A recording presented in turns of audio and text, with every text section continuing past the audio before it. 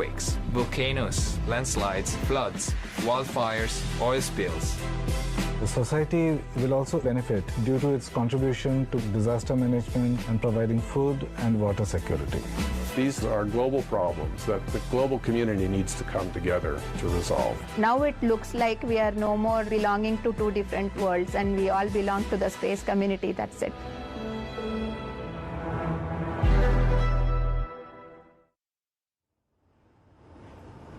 You are looking live at Mission Control at NASA's Jet Propulsion Laboratory in Southern California. The team here is waiting for the launch of NISAR, a powerful Earth-observing satellite built to track changes in our planet like never before.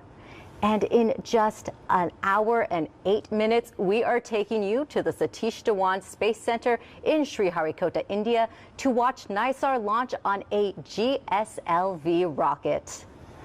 Hello and welcome. I'm Raquel Villanueva, live at NASA's Jet Propulsion Laboratory, and here with me today is Dr. Sue Owen. She is part of the NISAR team and also the Deputy Chief Scientist here at JPL. Thank you for joining us today, Sue. Thanks for having me here, Raquel. I'm really excited to be here. Yeah, and we have teams standing by here in Mission Control and in India because NISAR is a joint mission between NASA and the Indian Space Research Organization, also known as ISRO. So, Sue, can you tell me a little bit more about that partnership? Yes, Raquel. The NASA and ISRO partnership on NISAR is the first time that the two organizations have worked so closely on a mission, with both organizations providing major hardware contributions. And the name NISAR has the partnership right in it. It stands for NASA-ISRO Synthetic Aperture Radar, so it has the partnership and the type of measurement that NISAR will be making. Well, I'm excited to have your expertise here today. And soon we will hand things over to our ISRO colleagues for their live coverage of the launch. With Sue here, we have a chance to answer your questions live. If you have a question, send it our way using the Ask NISAR hashtag, and we will try to answer as many as we can live. NISAR is an Earth-observing satellite set to be a game changer for how we study our planet's surface. Yes, NISAR is going to be able to measure changes both big and small as a centimeter on the Earth's surface. It can measure surface movements caused by earthquakes, by volcanic activity and landslides. It can track changes in glaciers and the melting of ice sheets. NISAR will measure flooding caused by storms and hurricanes, and also observe how forests grow and shrink, and so much more. You know, and Sue, let's take a moment to acknowledge just hours ago there was a major earthquake, 8.8 in magnitude, in eastern Russia, and officials are still assessing injuries and damages. Yes, and our thoughts are with the people who are impacted by this earthquake, and it's these types of events that remind us how important the types of measurements that NISAR will be making will be. They will help us to be able to forecast where these types of events occur, as well as assess the damage after these earthquakes and tsunamis. Well, thank you so much for that update, Sue. So we will dive into the science behind NISAR a little later in the broadcast. Now let's take a look at how NISAR made its way onto the launch pad in India on a GSLV rocket. So you can see here that NISAR is moving on to the launch pad, and this is just one of the final stages of its journey to the launch pad. NISAR has actually been traveling around the world as it's made its way here. It started both in India and in the U.S., with India building the SAR and the U.S. building the LSAR, and then the SAR traveled to the U.S. to be integrated, and then the integrated radar traveled back to India, and now it is making its final movements to the launch pad, getting ready to launch and travel up into space, where we'll be making the observations that will enable the science. And as a reminder, this is a joint broadcast with ISRO, and they will cover launch, which is about an hour and 4 minutes away. And we now know what NISAR will study, but how does it actually all work? So to help break that down, we have Adrian Borsa from the NISAR science team Adrian, thank you so much for joining us today. Great to be here. So for people new to this technology, how does radar allow us to see changes on Earth's surface? Well, because NISAR is a radar mission, it is essentially operating all the time, all weather, day or night. It can even see through clouds, for instance. So what NISAR is actually observing is changes in vegetation and vegetation cover, as well as changes to the ground surface underneath. So those ground surface changes might be reflectivity changes from soil moisture, which is relevant to agriculture, or even surface motion from earthquakes, volcanoes, and subsidence, sort of giving us scientific insight into the processes going on inside the Earth. And measuring those changes, are there any specific regions here in the U.S. that this data could have a real impact? Absolutely. So I mentioned earthquakes, which are prevalent on the West Coast. Thinking about volcanoes, they're active in Oregon, Washington State, Alaska. Wildfires are a key issue in the western U.S., and NISAR can observe the vegetation impacts from those. Let's say turning to the southeast, floodwaters from hurricanes, NISAR can track those, and we don't want to leave out the Midwest. A lot of agriculture, NISAR is seeing land subsidence that's due to groundwater pumping and then recharge, which is really important for groundwater management. So pretty much everywhere you go, NISAR will make an impact. So Adrian, can you tell us why it's so important to make those measurements globally and consistently, like NISAR will be making twice every 12 days? Yes. In fact, tying back to this earthquake we just heard about yesterday in Kamchatka, that's a perfect example. So thinking about earthquakes and volcanic eruptions, they are massive, high impact, but relatively rare at any given location. So NISAR's got global coverage, continuously operating over all land surfaces. It is actually making these observations, like in Kamchatka, giving us the scientific insights that we can bring back to the U.S., for instance. Thank you, Adrian. That's great. Adrian, really appreciate your expertise. Thank you so much for joining us today. So as you heard, NISAR's data can support a lot of communities, especially farmers who can track their crops and how they're changing over time. Here's how.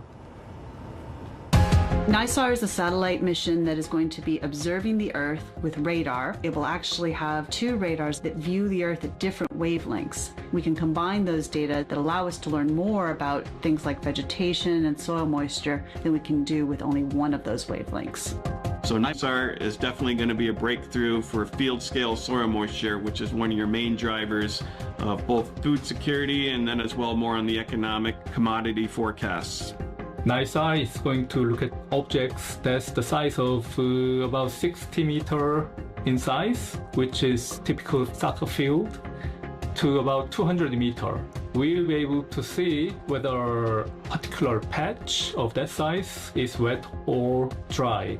The current land surface models can't really quantify irrigation, so NISAR is going to now help understand how much water is actually being used to grow a crop, which will help us save water, so that's kind of a big deal.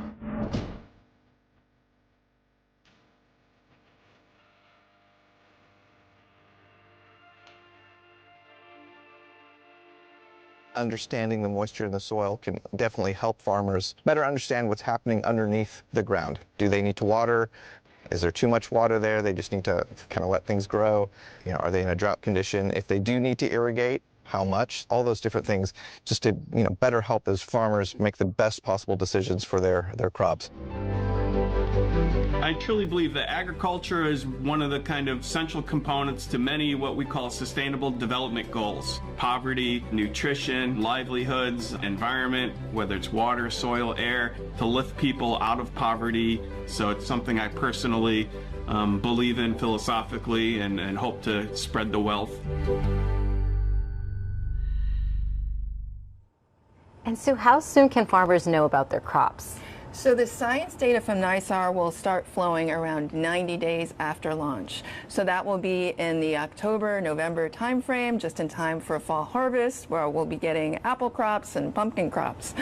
And you were mentioning there is something else that NISAR can measure as well? Yes, so it can also measure bridges and roads and infrastructure and the land subsidence that can impact that type of infrastructure. So very important for how we live on this planet. And we'll learn a little bit more about that soon enough. So we are just about 59 minutes away from launch, and back here at JPL, friends and family are starting to gather inside Von Karman Auditorium to watch liftoff. So Sue, who is here to watch launch today? So we see everybody waving. We have friends and family of the team. Hi, everybody. It's really wonderful to see everybody here. We have engineers, we have technicians, mission operations specialists, and scientists. It's really taken a large community to get NISAR to the launch pad today. I just want to say thank you to everybody who supported NISAR over the years. It's great to have them here. So from lush rainforest to dry grasslands, Earth's ecosystems are always changing, but some changes are harder to see from the ground. That's where NISAR comes in, and here to tell us more is Alexandra Christensen. Thank you for joining us, Alexandra. Thank you for having me. So how can NISAR help us understand what's happening to forests around the world? Well, as you know, NISAR has 2 radar instruments on board. The L-band radar is particularly useful for penetrating forest canopies, bouncing off the tree trunks and the ground underneath. This can tell us about the forest structure, the amount of living woody material, and forest disturbance from deforestation and wildfires. We can also track burn severity and ecosystem recovery after a fire. The S-band radar, on the other hand, is more sensitive to the upper layers of the forest canopy, can detect forest thinning or loss of leaves, which could indicate tree stress. And by combining data from both of these bands, scientists can construct a more complete picture of our forest health. That's so fascinating. So why is it important to see if forests are growing or shrinking? Yeah, it's super important to see if they're growing or shrinking because forests play a huge role in our planet's health.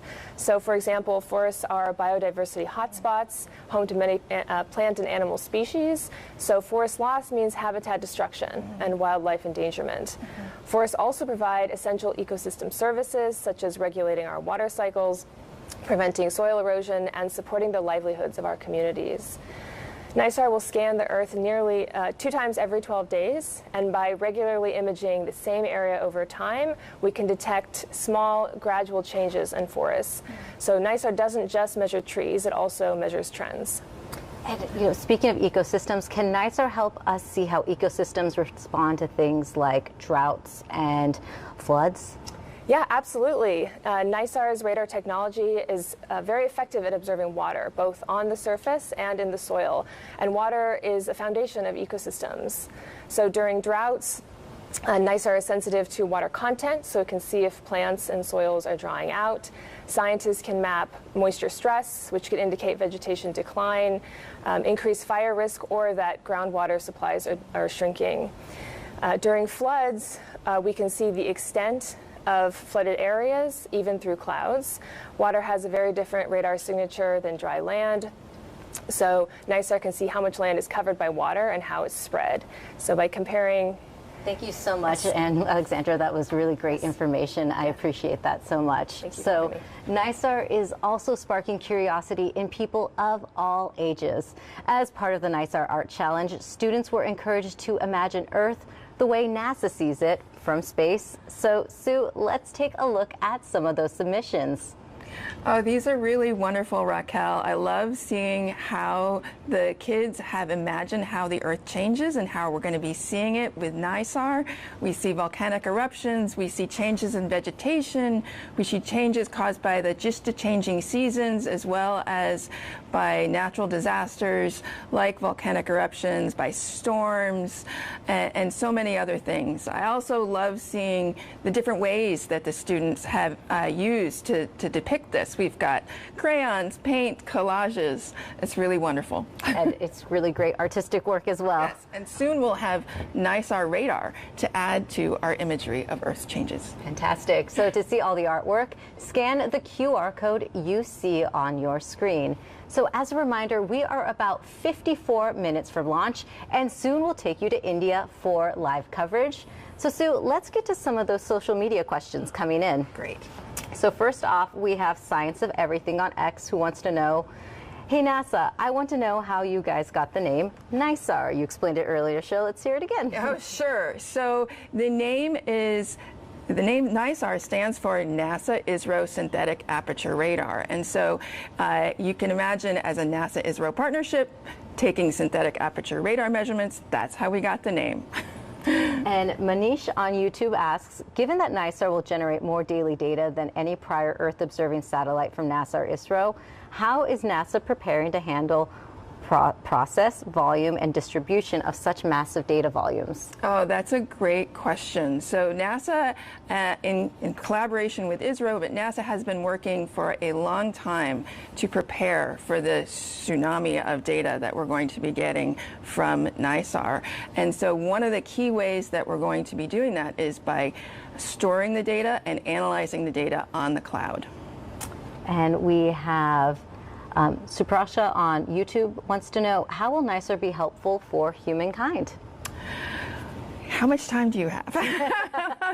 So NISAR will be helpful for humankind by providing data and information that allows us to see what's happening from natural disasters. We've talked about the impacts of natural disasters.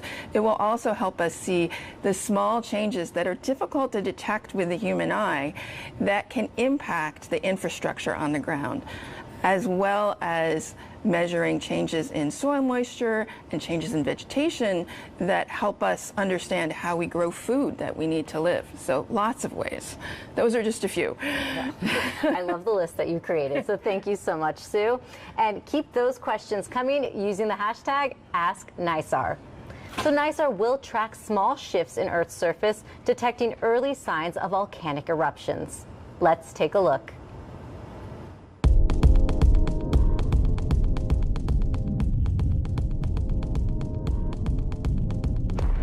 One of the real key questions in our field of volcanology is to try to understand when is a volcano getting ready to erupt and when is something that we observe happening there just a natural process that isn't going to lead to eruption.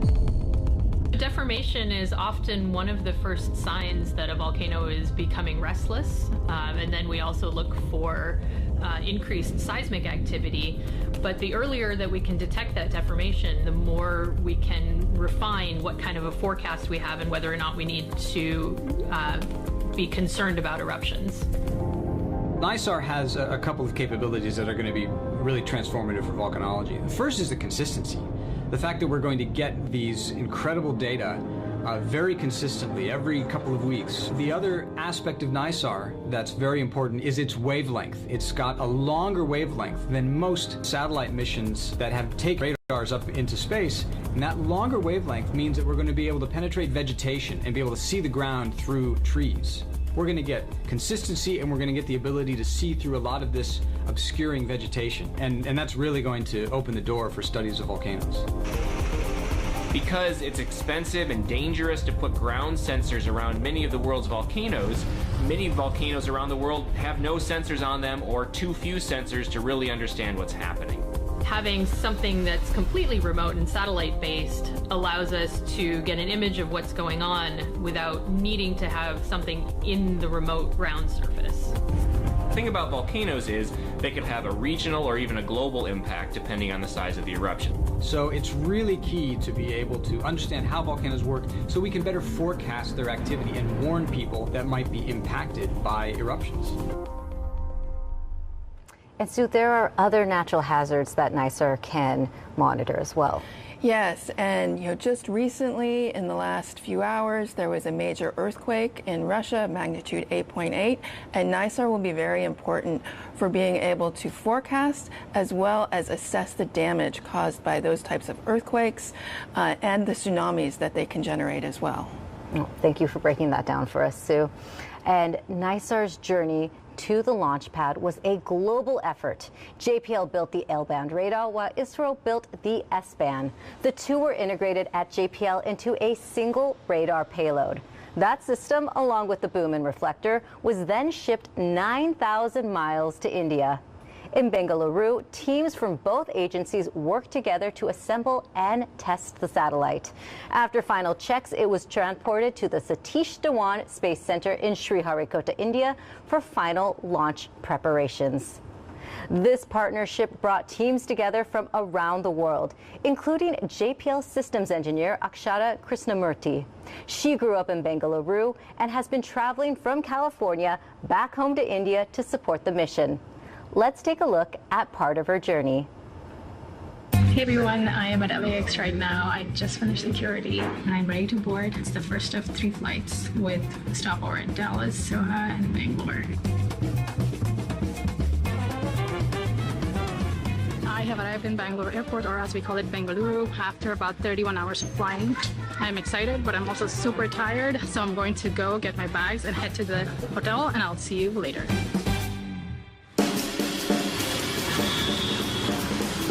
This is where I grew up in Bangalore. It is amazing and nostalgic, in fact, to come here because it was my dream job to work at NASA. And now I'm able to contribute to my home country on a project where we're doing an international collaboration. So super excited to be a part of this effort and also grateful for this experience. So finally, I'm here at the URL Satellite Center, URSC, here in Bangalore. This is the ISRO Center where we're going to be working the next few days. We're gearing up for our next set of system level testing. Today we're going to have a day full of intense technical discussions with the NISAR team here at ISRO right behind me. I'm walking in to Rajsthani. It's a traditional Rajasthani cuisine restaurant. You will get to see one of India's cuisines. It has 28 states, and each state has its own cuisine. And here we explore different types of cuisines with our ISRO colleagues and friends.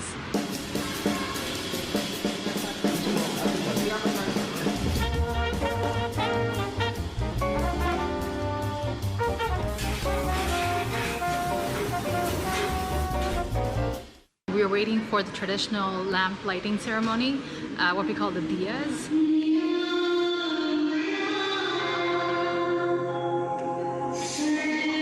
And the background music that plays is really world peace and happiness prayer. It was so soothing and it was such a positive energy here. I wish you could all witness this. Thank you for joining me on this tour of my city. I hope you enjoyed it as much as I did.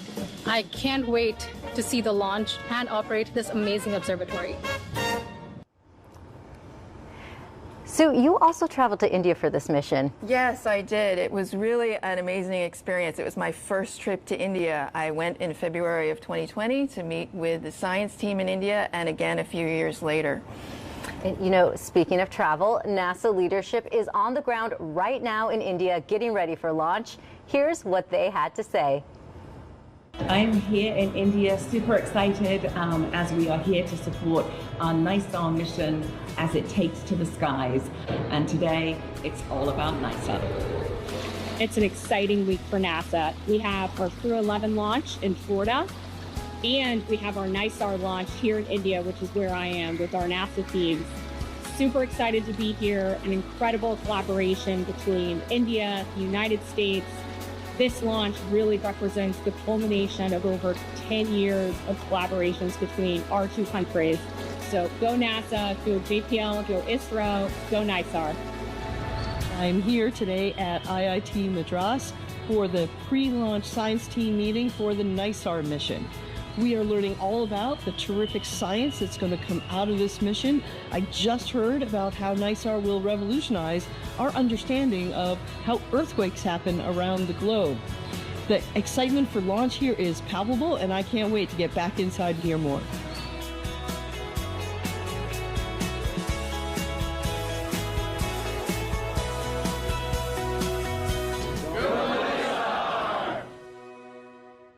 Go NISAR indeed, and to help us better understand the spacecraft, you have brought a model with us. Yes, so here we have a model of the NISAR spacecraft. You can see here we have solar panels to power the spacecraft. Here we have in this octagonal structure, this is the radar instrument structure, or the RIS. So the L and the S-band radar are housed here. And then behind that is the spacecraft bus, which houses the power and the telemetry and other key functions of the satellite. Then attached to that is this impressive boom that holds up the nearly 40-foot in diameter gold reflector antenna reflector of NISAR. And so it is not going to launch in this configuration, right? It has to be packed up. So how does that work? So right now it's all folded up and stored and ready for launch. And so the way that it folds up is this boom actually wraps around the radar instrument structure. But first, the antenna reflector folds up. So it kind of collapses like an umbrella or a camp chair. And then it's stored underneath the radar instrument structure in this configuration. And it's held in place by this little latch down here. Well, that is exciting stuff. Thank you so much for the breakdown, Sue. So NISAR is a joint mission between NASA and ISRO, but that is just one example of how our two countries are working together in space. So here's more in your Artemis Moon Minute.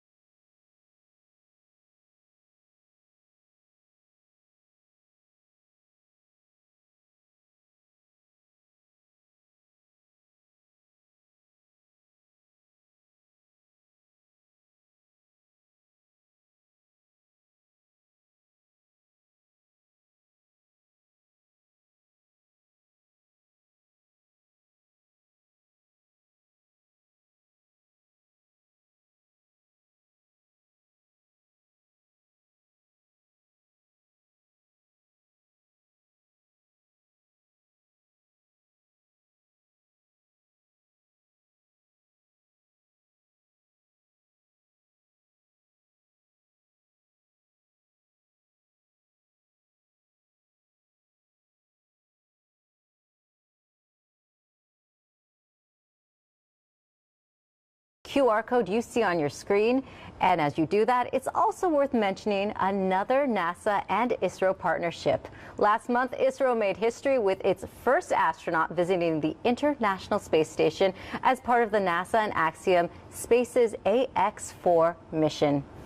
Shifting gears back to NISAR, the Earth-observing satellite is set to give scientists a clearer view of how ice is moving, melting, and reshaping our world. Here to tell us more is Eric Rignot. Thanks for being here today. You're welcome. So how can NISAR help us understand how tracking melting ice from glaciers and ice sheets is important? NISAR will track the motion of glaciers and ice sheets, and combined with information from climate models and thickness of the ice, we can figure out how much they contribute to sea level rise. And glacier melt is one of the main contributions to sea level rise. We need this information to inform society on how to protect ourselves from sea level rise. And then the scientists will be able to use this information in climate models to project what sea level would look like in the next few years, in the next decades, in the next century, so we can better protect society and save human lives too. Very important information. So Eric, can you tell us how will NISAR help us see changes in the ice that are difficult to detect from the ground? Yeah, so the NISAR will cover the globe in 12 days, and in particular it will cover all of Antarctica for the first time. And conducting these measurements in the Antarctic would be nearly impossible for ground parties because the continent is so vast. It's larger than the United States. And it would put these field teams in great danger if they had to do this work continuously on the Antarctic. So with NISAR, we'll have this information continuously about what's happening in the Antarctic. If there's any important event, we'll see it, we'll catch it, and it will be part of public knowledge from this data. Thank you, Eric. That's great. Eric, that was really important information. Thank you so much for joining us today. And let's take another look into mission control here at JPL, where the team is excited to watch launch. And just a few days ago, I had a chance to speak with Dave Gallagher, the new director of JPL, to hear his thoughts on launch. Dave, thank you so much for joining us today. It's my pleasure, Raquel. I'm happy to be here. From your perspective, why is NISAR such a groundbreaking collaboration between NASA and ISRO? This is the single biggest collaboration in space between the United States and India. It's enormously important to both countries, and space diplomacy is key right now. One of the most challenging things about this collaboration is the difficult time zone. So we have our JPL engineers and scientists working shoulder to shoulder with their ISRO counterparts, and the team is just working fantastic together. When people think of JPL, they probably think of Mars rovers or deep space exploration, but JPL is also dedicated to studying Earth science and our home planet. What do you hope NISAR will achieve that adds on to those many Earth missions? Well, Raquel, just to build on what you said, we actually have 4 decades of pioneering missions to really understand our home planet, missions like GRACE, missions like EMIT, like SWAT, that are born here and really have turned out to be some of the most important missions in existence to understand our home planet. NISAR is going to give us an unprecedented view of the Earth, both our ice mass, land mass, and because it's synthetic aperture radar, which is a technology really pioneered at JPL, it can work day and night and through any kind of weather. Can you tell us how the JPL team contributed to NISAR and what that says about JPL's history of working on international partnerships? Absolutely. This will be the first mission to use 2 kinds of radar. The L-band radar is developed by JPL. The S-band radar is developed by ISRO. And that combination of those 2 radar systems will allow us an unprecedented understanding and view of the Earth. NISAR builds on JPL's long-standing legacy of working with international partners. We can drive innovation when we take advantage of each country's strengths. We are actually stronger when we work together than doing this alone. So looking ahead, what kind of legacy do you hope NISAR leaves behind for future Earth science missions? What I'm most excited about with NISAR is the real-world applications, things like infrastructure monitoring, natural disaster recovery and response, agriculture management. This is going to make a real difference for real people around the world. Thank you so much for your time and insights today. Thanks. As a reminder, this is a joint broadcast, and we will hand it over to ISRO, who will cover NISAR's launch, which is just about 36 minutes away. And Sue, we have another social media question coming in. So Pradeep on X wants to know, how will NISAR's satellite be different from others, and what capabilities does it have which others don't? That's a great question. So a key difference from NISAR is that it is going to be globally measuring at very high spatial resolution. So this is the technology or the capability enabled by the radar technology that is called SweepSAR, as well as the very large antenna reflector that we saw earlier. Another key innovation from NISAR is the dual band radar. It will be the first satellite to be measuring with both L and S band. Well, thank you so much for those questions. And if you have a question, send them over using the hashtag AskNISAR. And as we showed you about 15 minutes ago, NASA leadership is on the ground right now in India. That includes Associate Administrator for Science, Nikki Fox. I was able to catch up with her before she left to talk about this historic partnership. Nikki, thank you so much for joining us today. Oh, you're so welcome. It's a great day. NASA has more than 24 missions focused on Earth science right now. What makes NISAR unique? We really don't quite understand why our planet is always moving. The surface of the planet is always kind of moving, and we can't detect it. But with this amazing technology that NISAR brings, they were going to be able to actually start studying these tiny little, almost landslides, these little tiny quakes. And the goal, of course, being that we find a signature that happens before a major disaster that would allow us to then look for that and search for it and almost be able to predict these big disasters before they happen. And you mentioned those tiny changes that this mission will track. what kind of other insights may we gain that could help people in their everyday lives? We're also getting the data into the hands of people that need it, the decision makers, the people who are working with the first responders to actually go in and help people once these disasters have happened. You mentioned how many missions we have in the Earth Science Fleet. And, you know, when you put all these missions together, you just get so much more out of them. And so having NISAR launch take its place in the Earth Science Fleet, really illuminating so much more about our home planet, NISAR is just going to give us unprecedented views to add to the information we have about our planet. And Nikki, we are so close to launch. So what are you looking most forward to right now? Oh my goodness. I love a good launch. I'm not going to lie. I'm a launch junkie. I love everything about them. But really it's that final sort of when you get to that final countdown and, you know, you just appreciate, for me, being with the team, being with this combined team who've worked so hard to make this happen. I know I've been on mission teams and you kind of it's almost like you're sprinting to the start line as a scientist. You've done all the work. The mission is there. It's on the rocket. Once it launches, all of the science begins. Fantastic. Thank you so much for joining us today. Thank you so much. Go NISAR.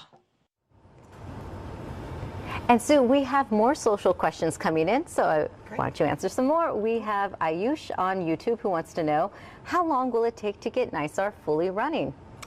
So that's a good question. So it will take about 90 days before we start collecting, before the science mission starts and we start collecting science data. So in those 90 days, we will be deploying the satellite, deploying the boom and the reflector, as well as testing out all of the radar instruments and making sure that everything is calibrated and validated initially correctly. So 90 days from now will be like Christmas for you. Yes, it will. And Rian on YouTube wants to know, how will ISRO and NASA ensure NISAR's data is accessible and useful for developing nations most affected by climate change? Oh, that is a wonderful question. So NASA has an open science policy and open data policy.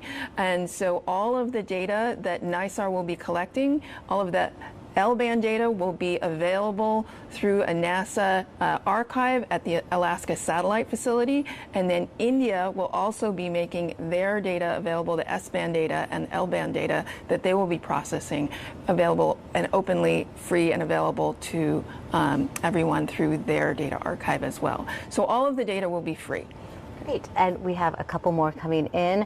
Raul on X wants to know, why is NISAR's antenna so big compared to other Earth-observing satellites, and what is it made out of? So I can answer the first question. I don't think I have the exact facts for the second question about what it's made of. But the reason why it needs to be so large is that area gives us the very high spatial resolution that is going to be unique to NISAR, combining that global coverage as well as the high spatial resolution. So we need that surface area to collect all the reflected radar signal from the Earth, focus it onto the receiving antenna, and that will give us the high spatial resolution. Thank you, Sue. So Angene018 on YouTube wants to know, since NISAR uses both L-band and S-band SAR, how does the dual-band radar improve surface imagery accuracy, especially in densely vegetated and urban regions? These are some great questions. Yeah, so how will the L and S-band radar help us improve the surface deformation? Vegetated and urban regions. Vegetated and urban regions. So that because the two different radars are different wavelengths, they will be sensitive to different parts of the vegetated environment, and so we'll be able to characterize the vegetated areas more accurately using the two different wavelengths. Really appreciate your expertise, Sue. Thank you so much, and thank you all for your questions. So Sue, launch is just 30 minutes away, so tell us how much this moment means to you and the NISAR team. You know, this is so special. I've been working on NISAR, been part of the team for over 10 years. I know people have been working on this mission.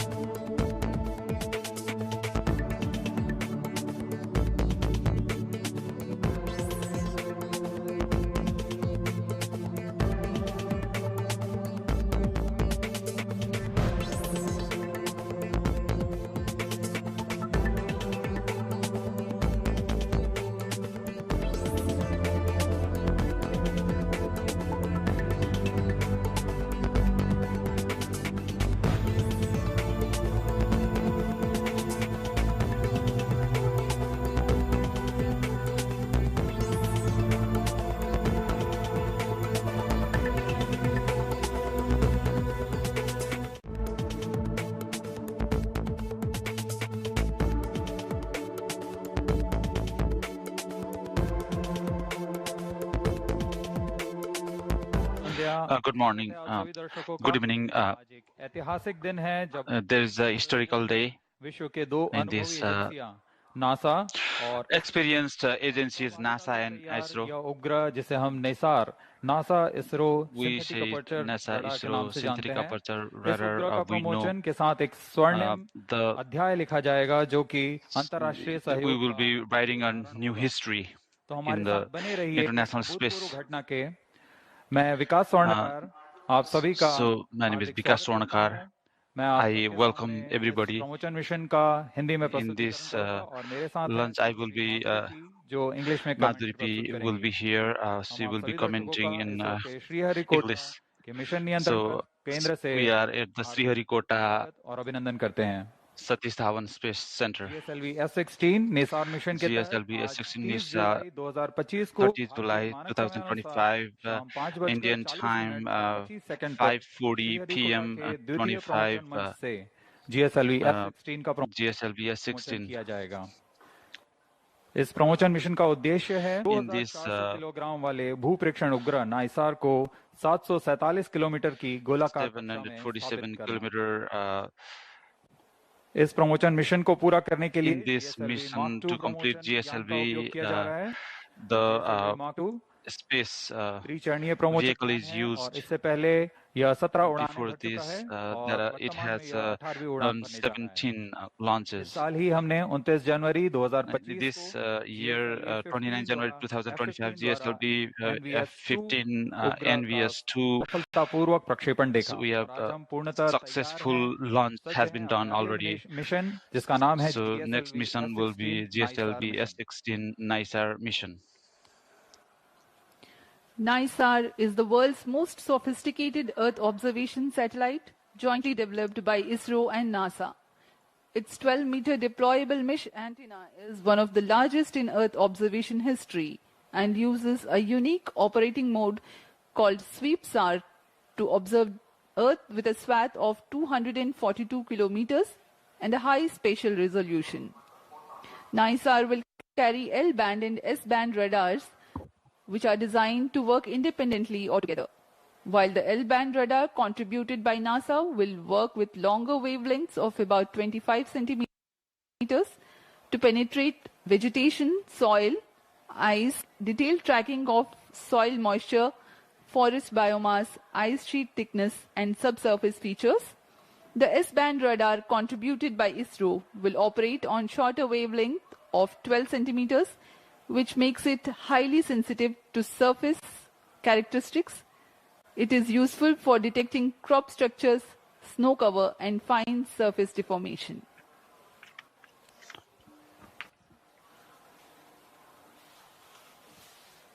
NISAR, NASA-ISRO Synthetic Aperture Radar, NISAR, NASA द्वारा is संयुक्त रूप से विकसित this की is गई combined भूकक्षा की mission. वेधशाला है।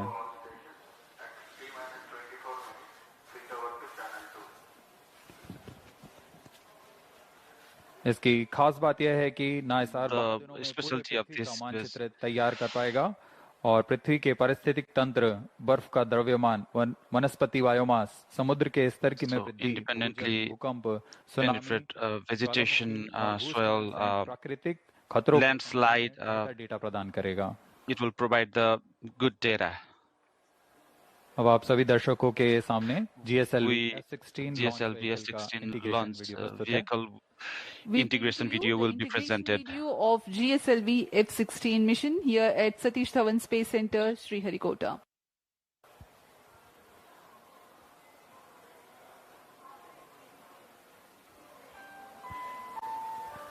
The launch campaign begins with the flag off of the nozzle end segment from its preparation building to the vehicle assembly building, where it is being handled and carefully positioned on the mobile launch pedestal.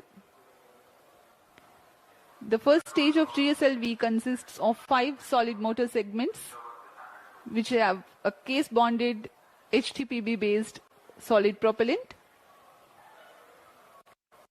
It has a nozzle end segment, 3 middle segments, and 1 head end segment.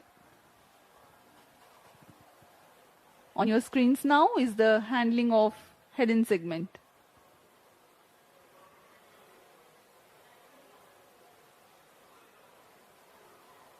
That is the igniter being integrated on the top of the first stage motor, the interstage 1-2. It is a vented interstage to enable hot separation of GS1. The strap-on motor is called the L40s, being prepared in a separate building, handled and moved to the vehicle assembly building to be tilted and then assembled with the core motor.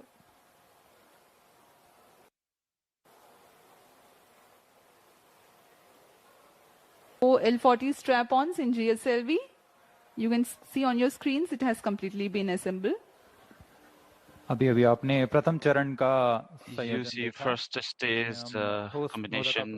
प्रयोग करते हैं और अभी आप देख रहे हैं यह द्वितीय चरण this, है. you're seeing second phase GSLV Mark II. GS2 HT कहते हैं. We say GS2 ST. चरण है और इसमें आप देख सकते हैं. This is the liquid propeller.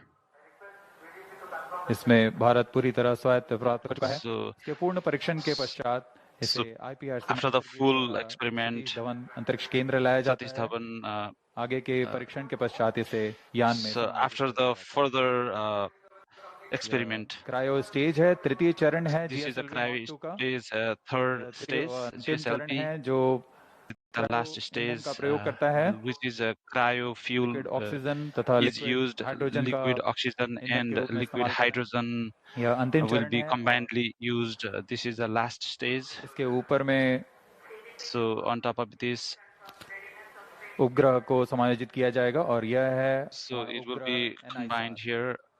On your screens now is the spacecraft NISAR.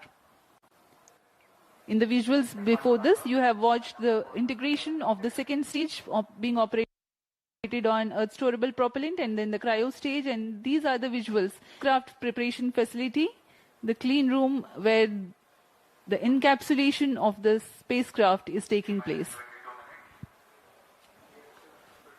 पूर्ण परीक्षण के पश्चात after the full experiment, this satellite will be encapsulated.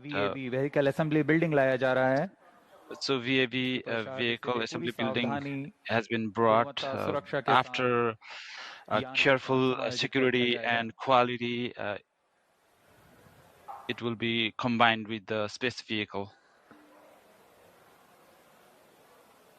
और इस तरह पूरी तरह तैयार. In this way, fully prepared GSLV for this completion of the mission. BAB से UT की तरफ लाया जा रहा है, umbilical tower की तरफ. Towards the tower. It has the movement of the fully integrated GSLV F-16 to the umbilical tower of the second launch pad. आगे की गतिविधियां तथा परीक्षण. So further activities and the experiment will be done with the tower. जांच यहां से पूरी की जाएंगी. So all the health checkup will be completed here. We are about 20 minutes away from the launch.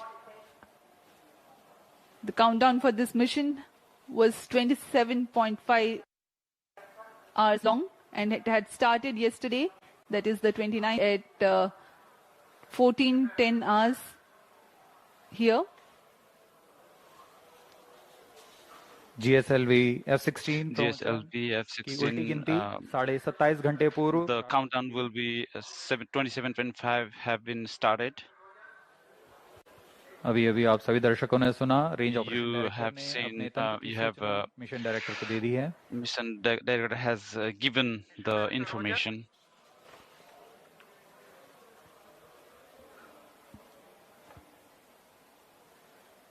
उड़ान की उल्टी गिनती जारी है और the countdown is continued जारी है. of this space vehicle. स्वचालित प्रक्षेपण अनुक्रम यानी ऑटोमेटिक लॉन्च सीक्वेंस शुरू किया जाएगा. Automatic launch sequence is going to be started. इस दौरान यान निदेशक, in this way the director, telemetry tracking command, mission director Roger और satellite director satellite director are also giving the information to the mission director. During the countdown, the servicing operations for the Earth storable propellants into the GS2 stage and the 4 numbers of L40 strap-ons was carried out. Health checks were carried out on the spacecraft and the launch vehicle.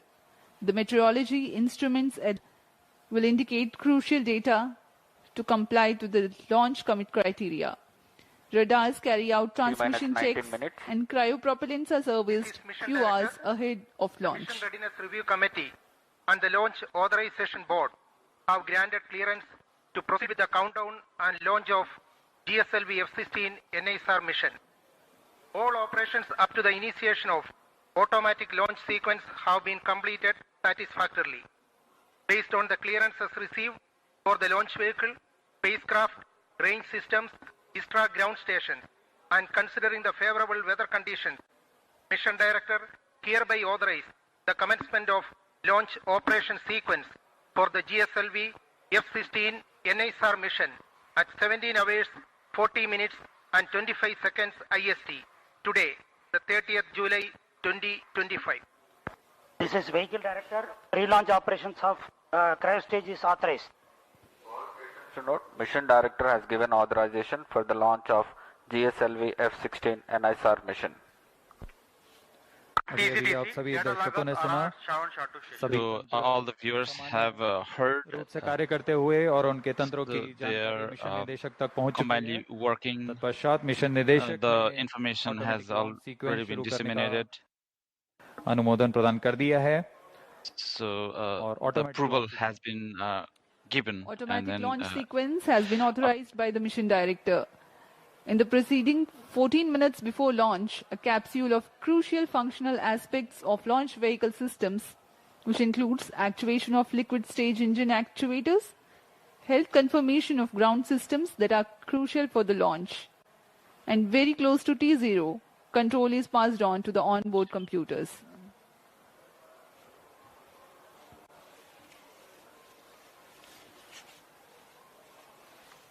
अब हम उड़ान से 17 minute की दूरी पर हैं।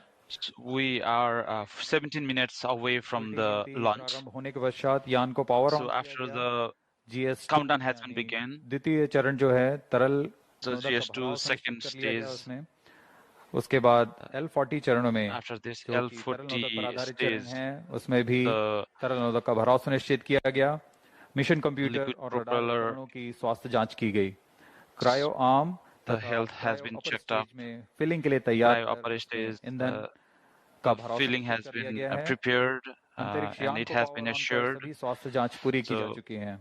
Air traffic controller तथा जल ट्रैफिक कंट्रोलर्स अनुमति प्राप्त की जा चुकी है।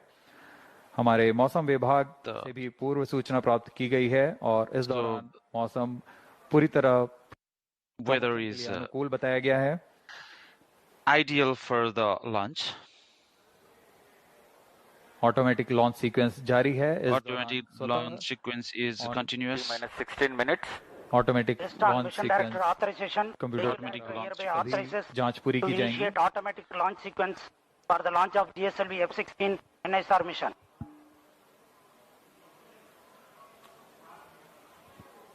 SDA servers activated. MC confirms data from SHAR-1 and SHAR-2. GSLV F-16 mission at the second launch pad. It's getting ready for its first ever mission to sun synchronous polar orbit. Automatic launch sequence initiated for GSLV F-16 and NISAR mission. ALS in auto mode. Wheel operations commenced.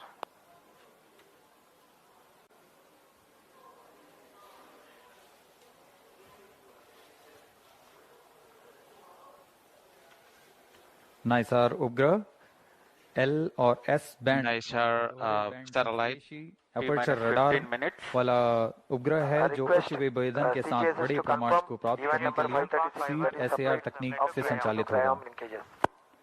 NASA के jet प्रणोदन प्रयोगशाला jet propulsion NASA's Jet Propulsion Laboratory सहयोग से तैयार with ISRO. This has been prepared. राष्ट्रीय जरूरतों को पूरा करेगा। This not only addresses the national necessity. This will be providing the data to the whole world. It's a combination of two cultures and then the best creation.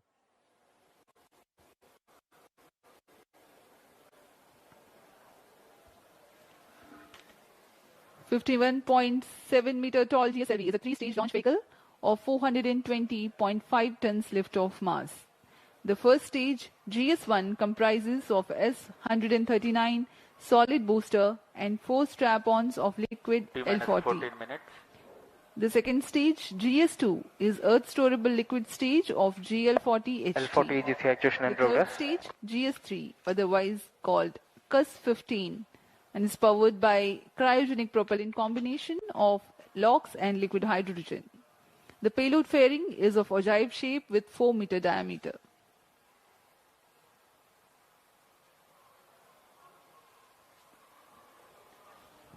यह रचना आपके सामने प्रस्तुत है GSLV F-16 प्रमोचयान की GSLV F-16 7 मीटर इसका कुल उत्थापन भार 51.7 meter the height, so its mass is 420.5 tons. स्ट्रैप-ऑन्स लगे हुए हैं।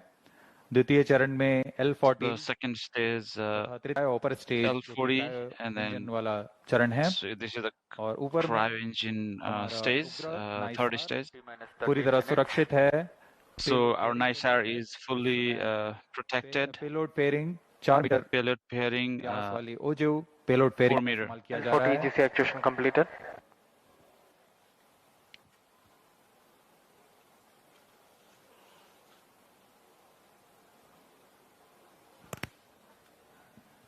सभी गणमान्य व्यक्ति यहाँ उपस्थित लॉन्च का अनुभव लेने यहाँ everybody are attending, the distinguished guests.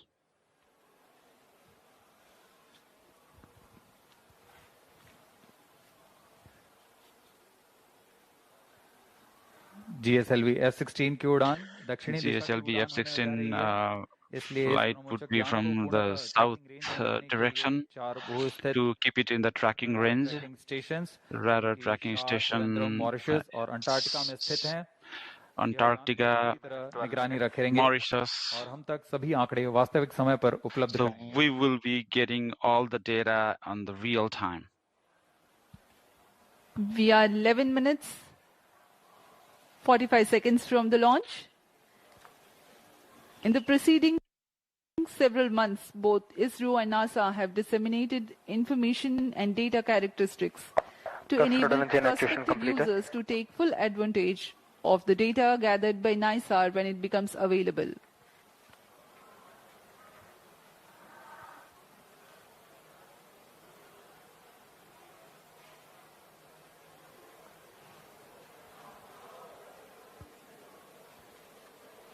सभी वैज्ञानिक अपने कंसोल पर all the scientists are studying their data. अभी तक all the technologies are working fine. Launch view gallery का दृश्य you're seeing the gallery of the launch, the encouragement, all the students here, big numbers they've been presented here, they're gathered here अनुभव लेने के लिए to experience the अनुभव होता है अपनी आंखों से launch of this satellite. स्वानुभव लेने वाला यह पल Exuberant spirits of the students here at the Launch View Gallery at Sriharikota.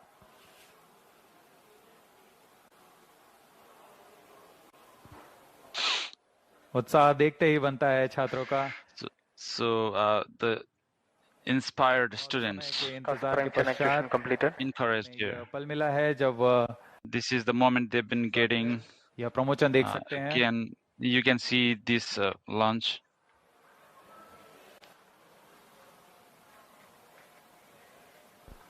T-minus 10 minutes. GS2 radar engine actuation in progress. ISRO is bringing to you a curtain raiser for the mission NISAR for your better understanding about the mission.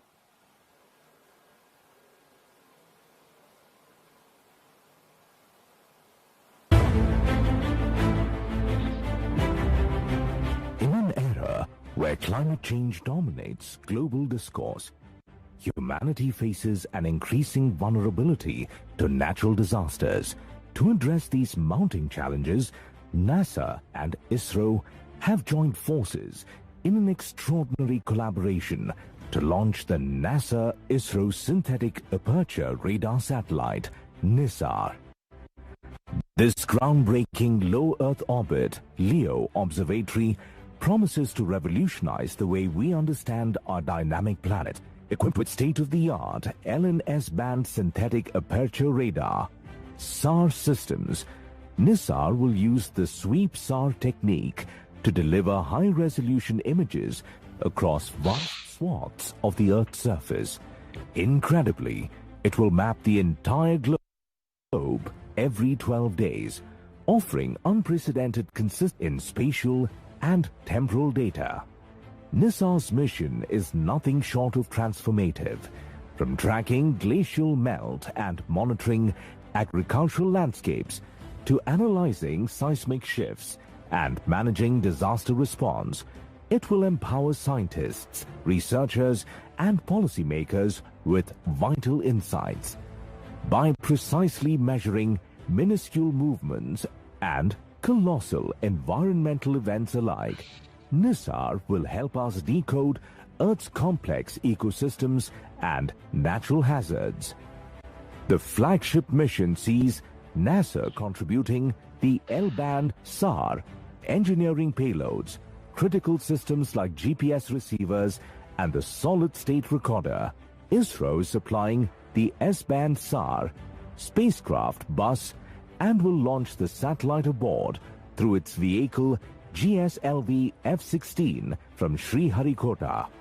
A majestic 12-meter unfurlable reflector antenna will unite the dual-band systems, enabling powerful Earth observations from orbit. The geosynchronous satellite launch vehicle, GSLV F-16, features a three-stage configuration. Its first stage comprises a solid rocket motor at the core, support 4 liquid strap-on boosters. The second stage operates on liquid propellant, while the third and final stage is powered by an indigenously developed cryogenic upper stage. The payload fairing for the GSLV F-16 NISAR mission features a 4-meter diameter OGIV configuration. The launch will take place from the second launch pad at India's spaceport, SDSC Shar at Sriharikota.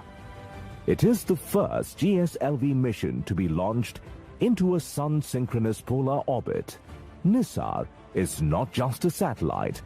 It's a symbol of global unity, scientific excellence, and hope. It promises to safeguard our future by helping humanity live more wisely with nature.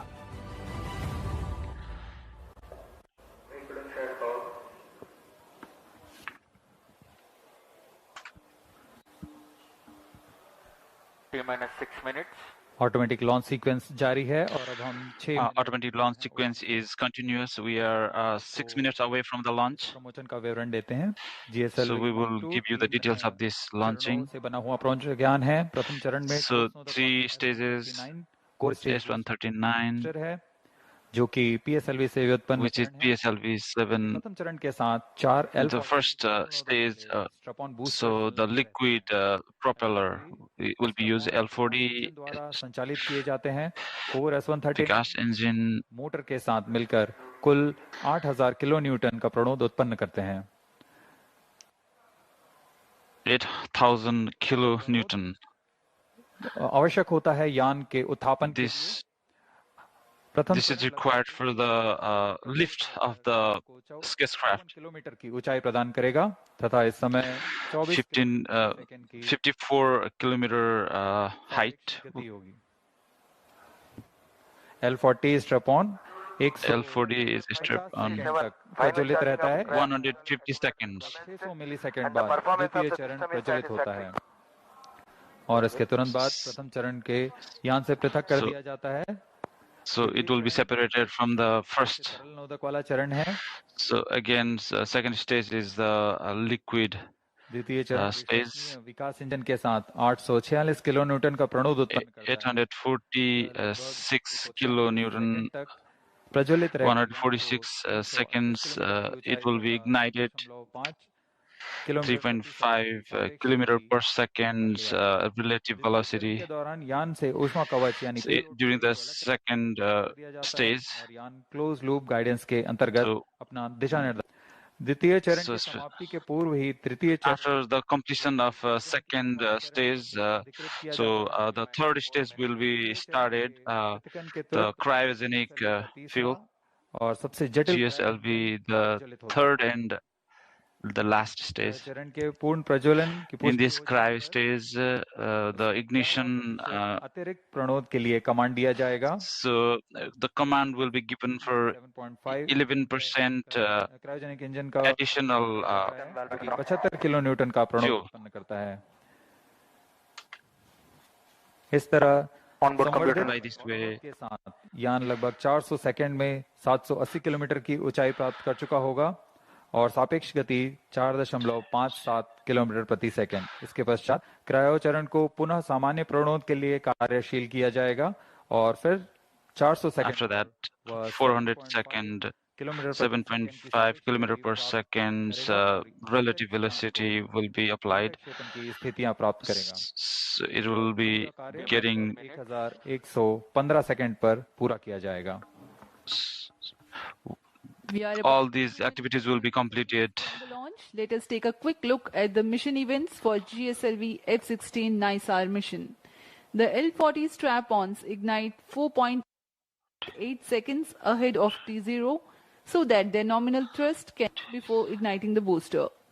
Liftoff coincides with the ignition of S-139, also called as GS-1 at T0. The burn time of GS-1 is 112 seconds and that of the L-40s is 149 seconds. By the time GS-1 and L-40s finish their operation, the launch vehicle is at 104 kilometers altitude.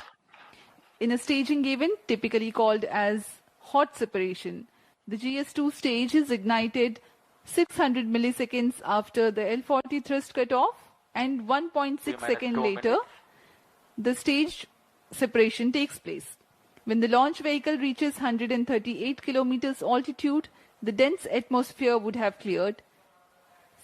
Since the need for thermal shielding and aerodynamic shape is no longer significant, the payload fairing is jettisoned. Closed loop guidance also is initiated. At this point of time in the mission, the launch vehicle would have acquired 2.1 kilometers per second relative velocity. For the present mission, the burn time for GS2 is 140 seconds. It is separated 4 minutes 53 seconds into the flight. The third stage is the cryogenic upper stage, which plays a significant role in the mission. Its high specific impulse together with a long burn time of more than 13 minutes, it adds tremendous relative velocity to the CUS operation adds 376.55 kilometers stand by in for the time mark. And increases relative velocity from 3.5 kilometers per second to 7.5 kilometers per second. An operational philosophy unique to the GSLV F-16 NISAR mission is that CUS stage is operated by 11% for the duration of 405 seconds. About 11 minutes into flight, the cryogenic upper stage shuts down. The satellite NISAR is separated to be injected into an altitude of 745.5 kilometers with a relative velocity of 7.57 kilometers per second. Minus 25 seconds. We are mere 25 seconds from the launch.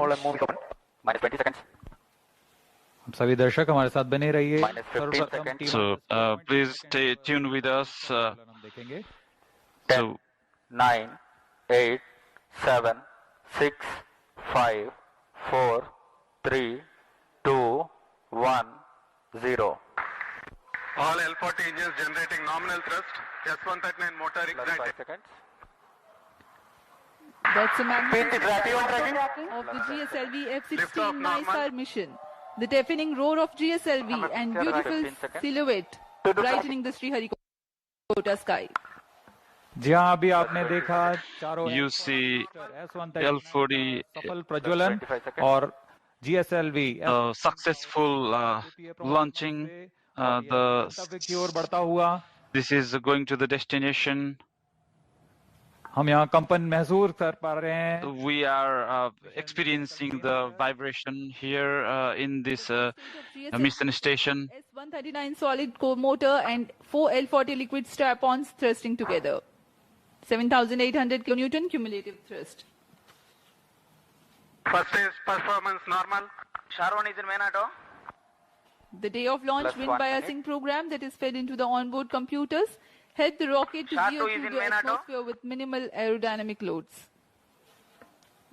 प्रथम चरण का core booster लगभग The first stage core booster will be ignited. L40 चरण L40 stage 150 seconds it will be calm. So after that it will be separated from the craft. अपने अपेक्षित पथ का अनुकरण करता हुआ First stage performance normal. Currently the rocket is in open loop guidance. Shar ground station is tracking.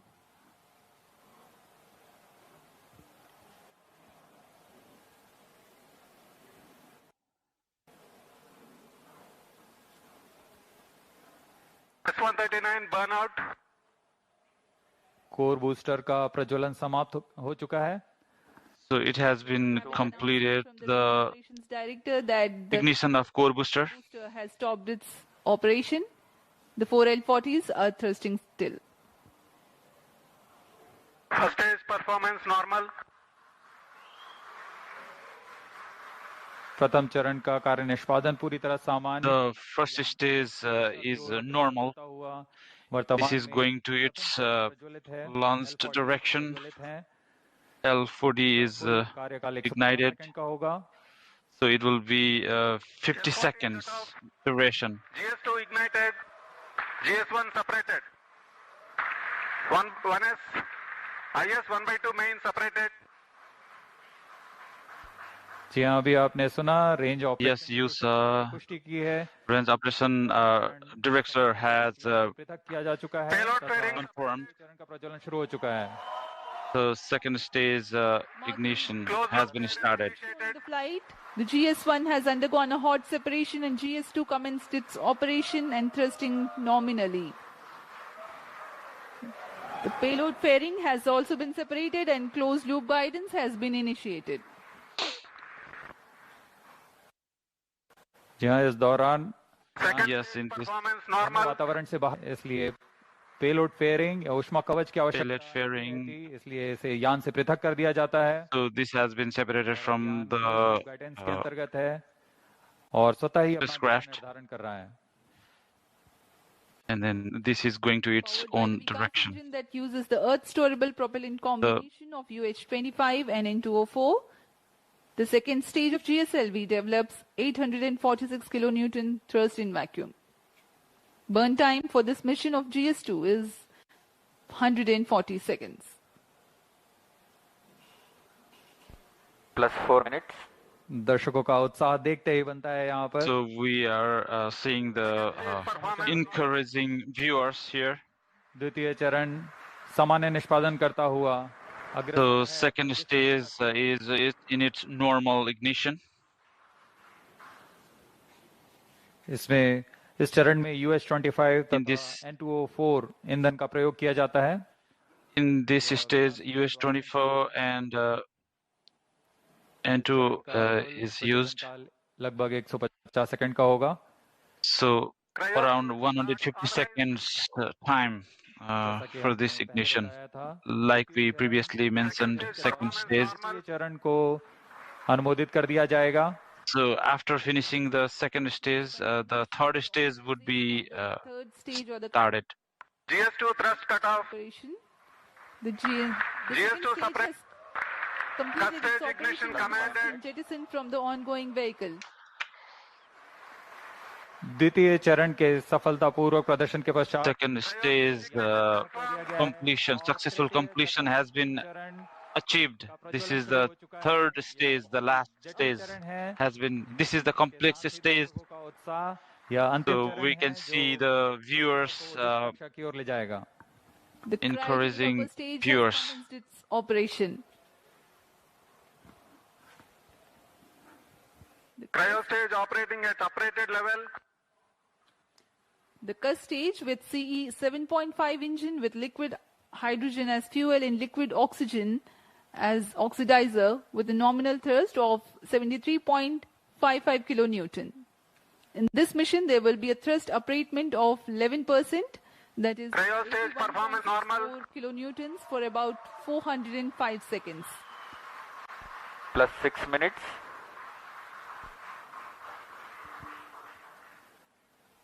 वर्तमान में तृतीय चरण cryo upper stage This is the third stage. 70 kilonewton का प्रणोद उत्पन्न कर रहा है. 75 kilonewton ignition. 800 मिनट सेकंड्स तक जारी रहेगा. So this will be continued for 850 seconds. वर्तमान में सापेक्ष गति 3.49 किलोमीटर प्रति सेकंड तथा So currently the relative velocity is 3.49 kilometer per second.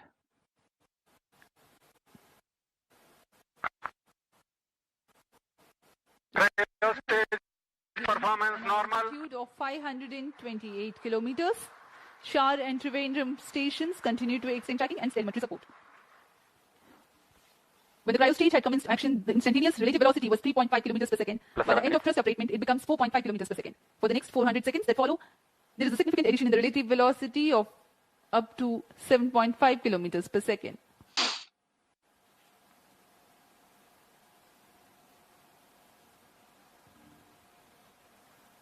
Cryo stage performance normal. सभी विशिष्ट वैज्ञानिक यहाँ उपस्थित. So specific scientists are present here to witness this great event.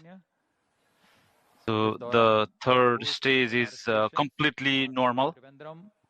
इसे भलीभांति ट्रैक कर रहे हैं. So they are tracking.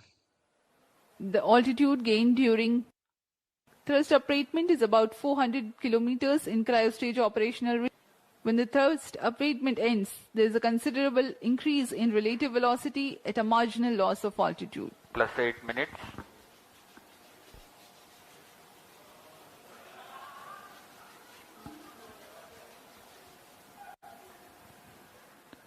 तृतीय चरण की यात्रा लगभग 850 सेकंड तक जारी रहेगी.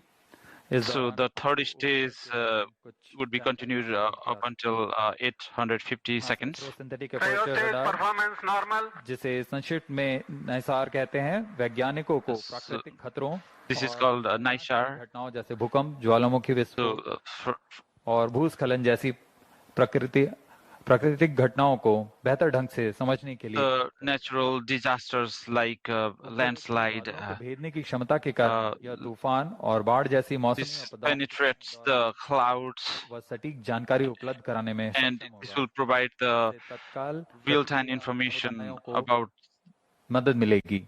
यह बर्फ की चादर, ग्लेशियर और समुद्री बर्फ में परिवर्तन जैसे the changes in the glaciers, the thickness of ice, साथ ही वनों की कटाई, वनाग्नि तथा बर्फ से ढकी हुई जमीनों का deforestation. यह एक अग्रणी The problems of deforestation can also be mitigated. बारे में वैज्ञानिक जानकारी का खजाना प्रदान करेगा. So this will provide the scientific information. वैज्ञानिक आपस में जुड़ चुके हैं तथा आपसी The scientists are combined together. So this is a very ambitious mission.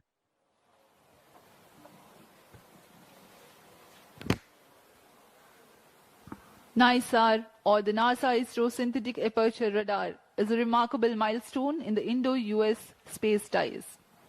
Designed on the I-3K mainframe bus, NISAR will render services for the next 5 years according to free and open data policy. NISAR provides a means of disentangling and clarifying spatially and temporally complex phenomena ranging from ecosystem disturbances to ice sheet collapse and natural hazards including earthquakes, tsunamis, volcanoes and landslides. ISRO has identified a range of applications of particular relevance to India that the mission will address, performance normal, including monitoring agricultural biomass over India, monitoring and assessing disasters to which India responds, studying snow and glaciers in the Himalayas, and studying Indian coastal and near-shore oceans by monitoring annual changes in bathymetry along the deltaic regions, shoreline, and migration. The changes that Earth is undergoing in its ecosystem, deformation, and cryospheric sciences emphasizes the urgent and constant need to observe Earth from the vantage of space in order to thrive on our changing planets in decades to come. NISAR offers centimeter-level precision capable of detecting subtle ground shifts and environmental changes. Data from NISAR will provide critical insights to help India and US plan for natural and human performance normal.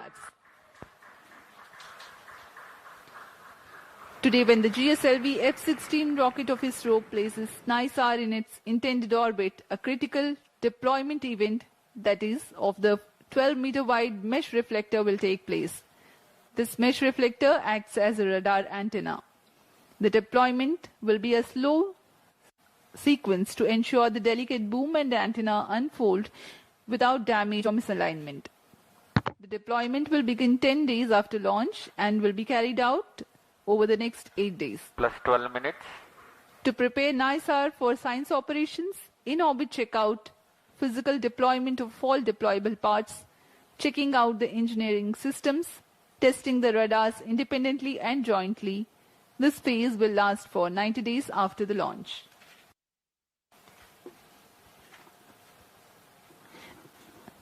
Extensive calibration and validation activities will take place throughout the first 5 months. The schedule of science observations alone will be driven by a variety of inputs, including L and S band target maps, radar mode tables, and spacecraft and ground station constraints and capabilities.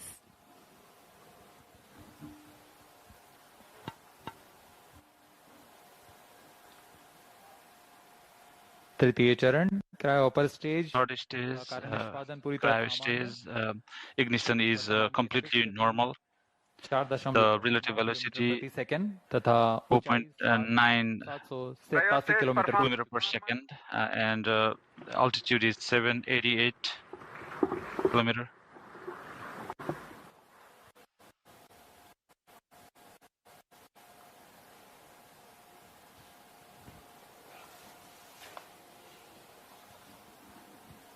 पृथ्वी की भूमि तथा बर्फ का अध्ययन करने के लिए synthetic aperture radar synthetic aperture radar capacity is used.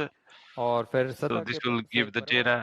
संकेतों को प्राप्त कर 3D चित्रित changed signals will be sent. 12 metre व्यास वाले unfurlable. So there is a 12-meter wide reflector antenna is attached. में 2 बार एक ही जगह से निकल सकता है. 2 times. और इस समय में चित्र में बदलाव से पृथ्वी में की सतह पर आए बदलाव को कर सकते हैं. नाइसार और इसरो द्वारा तैयार उन्नत रडार प्रणाली वाला उपग्रह है. This is the synthetic aperture radar की तुलना में अत्यधिक शक्तिशाली है. This is a very powerful synthetic radars available here. This is the L-band 25 centimeter wavelength L-band radar system used by NASA.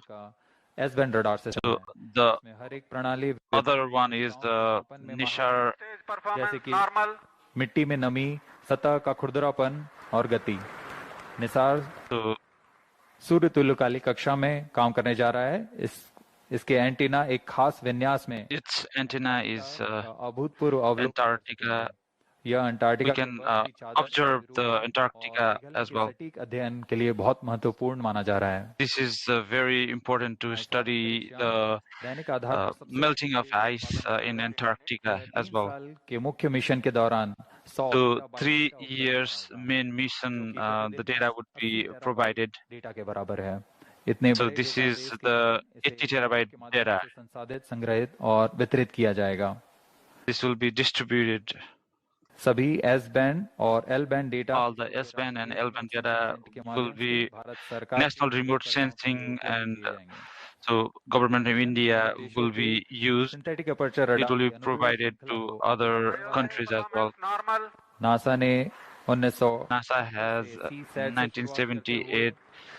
Sen They have परमाणु के started श्रृंखला ने विमान व अंतरिक्ष से विज्ञान क्षेत्रों के अध्ययन के लिए अग्रणी रहे हैं। for the इसी तरह study Bharat of in space. अनुप्रयोगों में विस्तृत श्रृंखला 2012 में रडार इमेजिंग सैटेलाइट 2012 1 और 2022 में asset RISAT 1 1A in की शुरुआत शुरू 2022. की।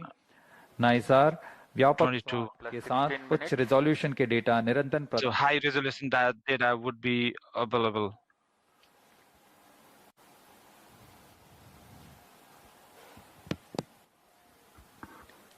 We are 16 minutes, 15 seconds past the launch. Now the cryogenic upper stage is currently thrusting. The vehicle trajectory correctly follows the prediction. Cryo stage performance normal. तृतीय व अंतिम चरण GSLV Mark II का cryo upper stage के नाम से जाना जाता है। Cryo upper stage वर्तमान में पूरी तरह currently completely normal performance. All the सामान्य निष्पादन करते हुए system यान को उद्दिष्ट कक्षा की ओर So the vehicle is targeted to the designated orbit. कक्षा की स्थितियां प्राप्त करते ही क्रायोजेनिक इंजन को बंद कर दिया जाएगा। Cryogenic engine would be closed. The launch vehicle is at an altitude of 748 kilometers.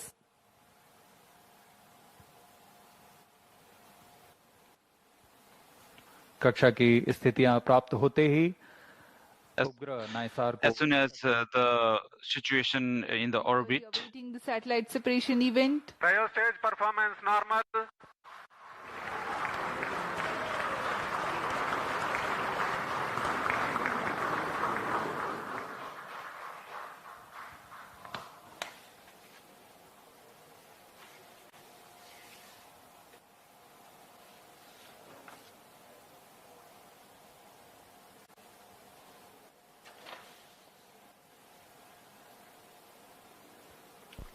Plus 18 minutes. वर्तमान में सापेक्ष गति 7.35 किलोमीटर प्रति सेकंड तथा ऊंचाई 745 किलोमीटर होती है। Stage performance normal.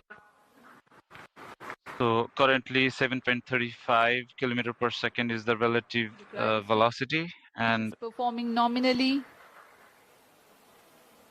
Stage thrust cutoff. The thrust has been cut off of the trial stage, and next event is the NISAR separation, which is perhaps very close. जी हाँ, जैसा अपेक्षित था। yes, as expected.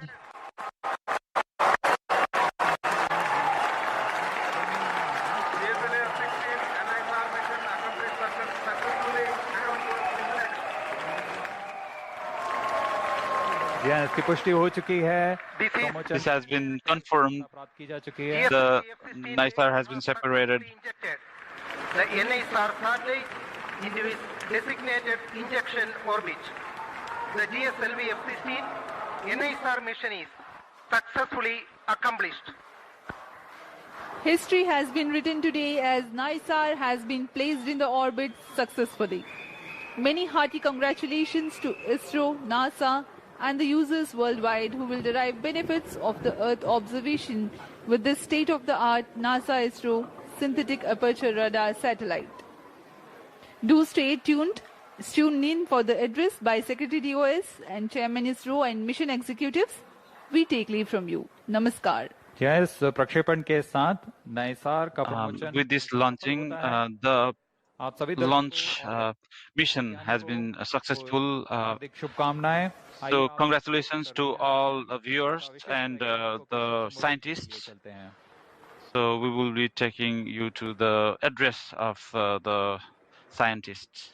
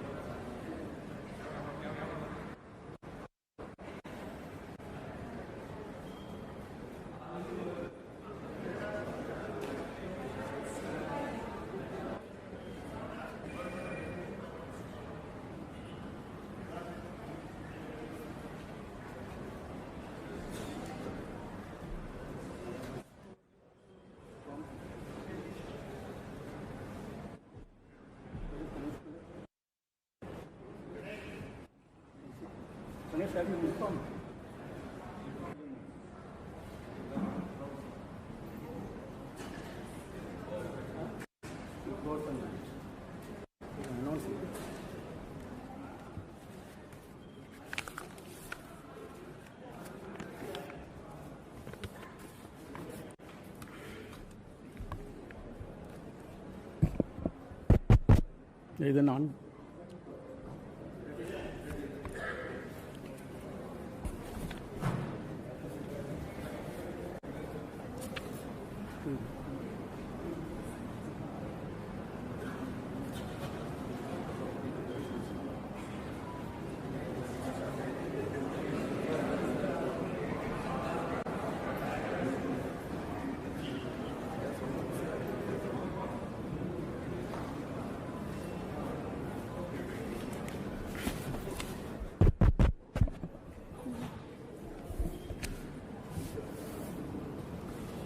As announced.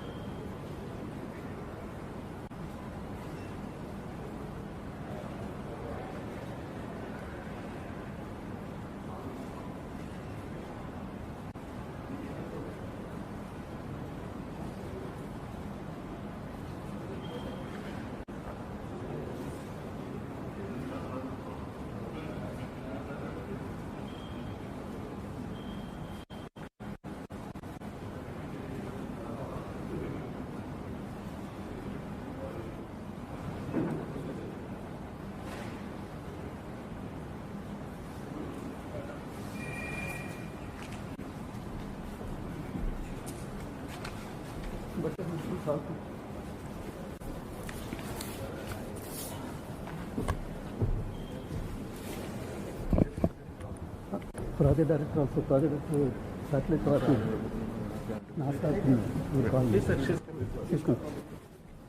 please, on. Very good evening to all of you. I am extremely happy to announce that GSLV F-16 vehicle has successfully and precisely injected the NASA-ISRO Synthetic Aperture Radar satellite, NISAR satellite, weighing 2,300 kg into its intended orbit. Let me congratulate all the teams from ISRO and NASA JPL on this outstanding success. This is our 102nd launch from Sriharikota and the 18th mission of GSLV. As all of you may recall, we had the previous GSLV F-15 mission on 29th January 2025, which was the 100th successful mission launched from Sriharikota, and also the first launch after the new management, including me, took over as the chairman of ISRO. This is the first GSLV mission to the Sun synchronous polar orbit. Till date, all the GSLV missions have been to GTO.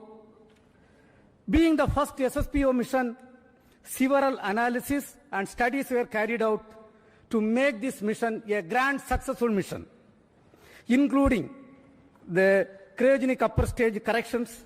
A host of mission simulations were carried out very systematically and meticulously, and today's successful mission is accomplished.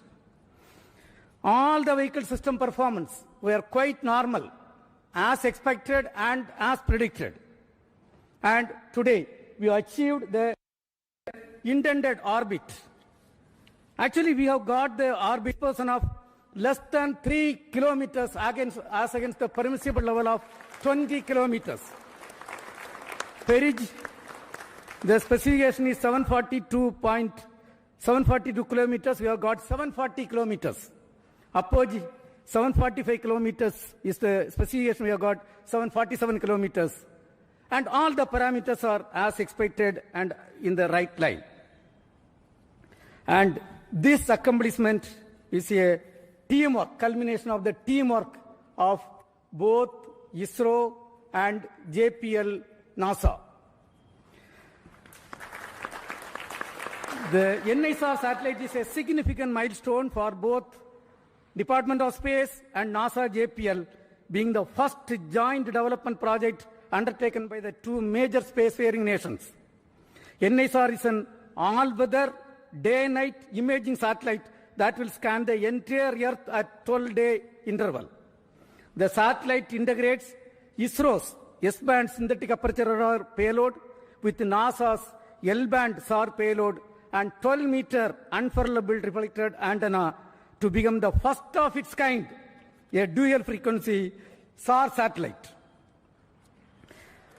NISAR will enable the scientific community to detect the surface variations, sea ice detection, invest natural hazards, monitor soil moisture, and many other applications.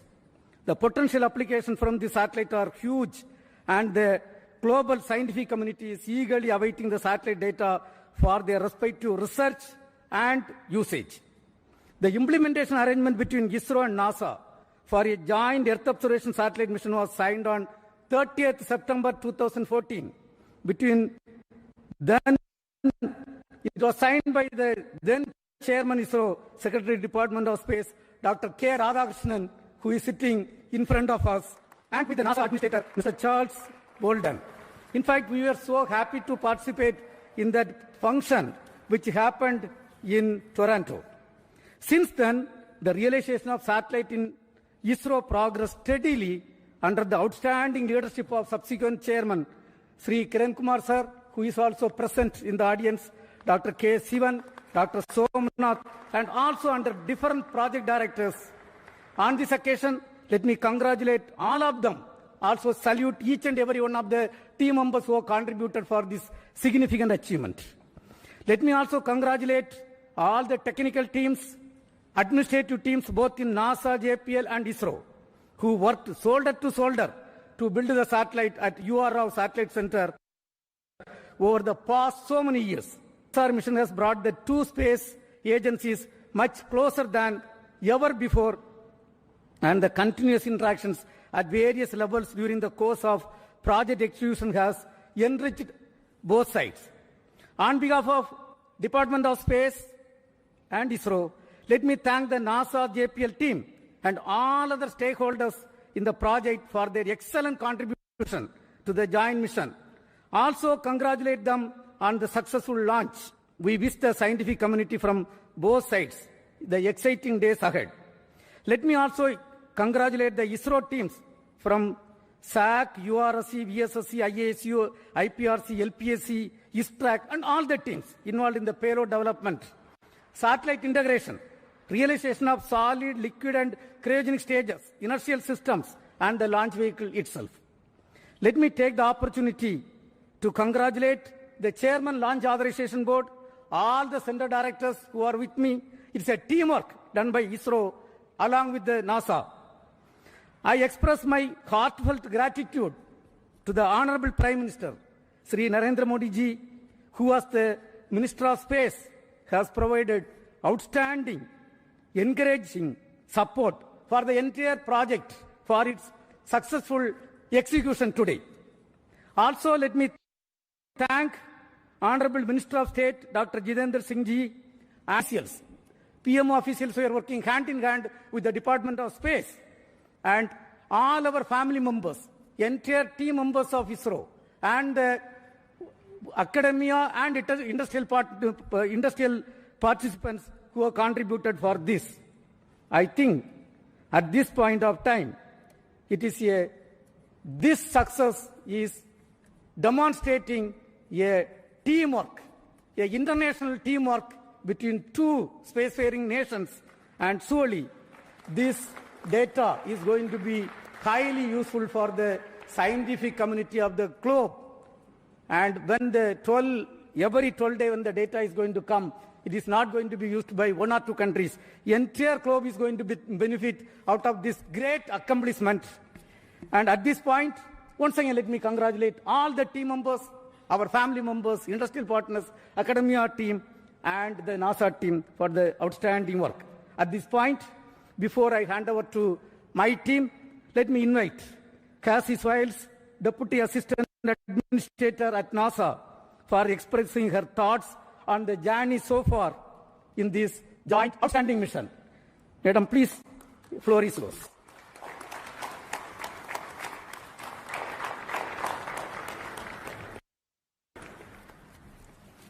Yeah, please. Well, I first have to start with go ISRO, go NASA, go NISAR.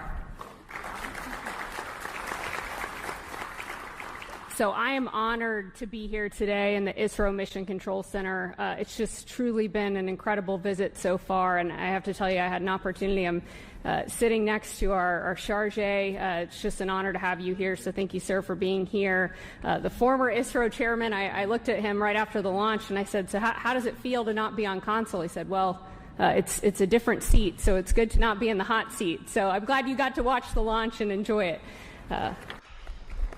But on behalf of NASA, I want to congratulate all of the teams. It has been just an incredible decade culminating in this moment, from the technical collaborations, the cultural understandings, getting to know each other, building that team across continents, across time zones, missing nights, missing weekends with families, holidays. It is truly something that every single person in this room should be proud of. I am so proud. I was so proud to be out there watching this launch. Dragonflies flying above, it just picture perfect, and I could not be more proud of these teams. You know, and this mission, it's truly a pathfinder, not just in regards to our technical, because those are truly incredible. This Earth science mission is one of a kind and really shows the world what our two nations can do. But more so than that, it really is a pathfinder for the relationship building that we see across our two nations, you know, across India, the United States, building upon decades of collaborations that already existed. And I cannot be more proud to be here representing the U.S. and really representing the teams that have been working so closely behind the scenes to make this happen. I also want to thank, I saw, you know, several family members, both, you know, last night on the U.S. side. I saw several family members here, so I want to thank the families. You know, it's no small sacrifice seeing your loved ones work day in and day out on a mission that takes over a decade to build. So thank you for your support of the incredible, technical, talented people in this room. And I really, really cannot wait for continued partnerships as we go forward, building on Chandrayaan, Axiom 4, and now NISAR. So thank you. Congratulations. Go NISAR. Go India. Go the United States. So congratulations once again. Now, if you're just joining us, I'm Raquel Villanueva with Dr. Sue Owen, live from NASA's Jet Propulsion Laboratory in Southern California. We were just watching celebratory speeches from India after our colleagues at the Indian Space Research Organization launched NISAR about 30 minutes ago. NISAR is a joint mission between NASA and ISRO. It's a powerful Earth-observing satellite built to track changes on our planet. And launch was a spectacular sight. Right, Sue? It was really amazing. And, you know, we were here at the Mission Control Center here watching the launch, and it was just so exciting. We had our lucky peanuts. It's a special NASA tradition to have peanuts for launch. And so, you know, it was really moving to see NISAR finally making its way into space. It was great to see you get emotional watching Yes. it too, eating your lucky peanuts. And we weren't the only ones celebrating here at JPL. Here's a look at our mission control and friends and family inside Von Karman Auditorium reacting to launch. Yeah, everybody was just so excited. You can see people clapping and cheering. It was a great event. I know, we were right next door to the mission control, so we could really hear them cheering at each milestone. Now, our home planet is constantly changing in a variety of ways, some subtle, others dramatic. NISAR will enable us to comprehensively monitor Earth's land and ice surfaces, building a detailed record of large and small changes over time.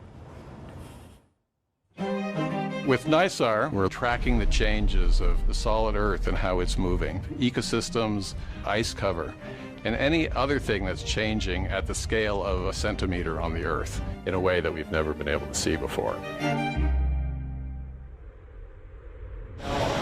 Because of these very subtle motions we can measure, we're able to understand what's happening below the surface of the Earth at great precision. We can see subsidence, and that allows us then to manage resources of what's happening below the Earth. Science wants to study the movements of the Earth's surface to understand the processes that could trigger earthquakes, volcanoes, and landslides. And that allows us then to understand risks associated with natural hazards, which in turn can help in mitigation measures and early response. Other changes over the Earth's surface include melting of glaciers and ice sheets, changes in forest biomass, soil moisture, and shoreline changes. It's based on radar, so it has 2 different frequency radars, and it basically looks through clouds and sees the surface of the Earth. What you're seeing is an animation of how the radar collects data, and you can see these beams coming down from the antenna and coming back, and on the ground you can see the swath, and that's where it collects the data, and when it combines them all together you get what we need for the science. We can see day and night through clouds, and we're covering all of the land and all of the ice-covered surfaces of Earth every week. NISAR is quite unique in that it has 2 radars, one provided by NASA, one provided by ISRO, the Indian Space Research Organization. NASA and ISRO have collaborated in this mission. Till last year we were there at JPL, NASA, where the radars got integrated and tested and were shipped back to India. And now the spacecraft is getting integrated with the instruments and they are being tested together. NISAR is going to be launched from Sriharikota, which is a ISRO launch pad, and it is going to be launched by GSLV Mark II. So we are just looking forward for the launch of NISAR in the forthcoming year. NISAR is measuring the changes on the Earth's surface, which are either factors or indicators of climate change. The society will also immensely benefit due to its contribution towards disaster management and providing food and water security. These things are global problems that the global community needs to come together to resolve. Now it looks like we are no more belonging to 2 different worlds, and we all belong to the space community. That's it. There's the excitement about what we are going to learn that we didn't even anticipate we were going to learn.